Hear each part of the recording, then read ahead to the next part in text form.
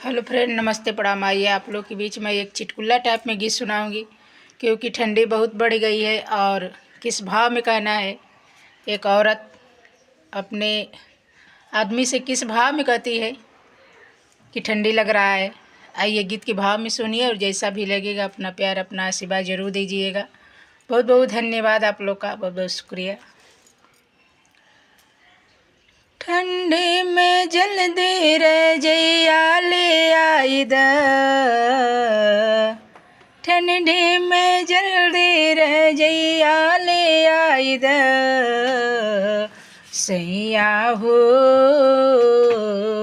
राजा हो रजैया उड़ाई द, सैया हो रजैया उड़ाई द, ठंडी में जल्दी रजैया ले आई द, सैया हो रजैया उड़ाई द, सैया हो रजैया उड़ाई द।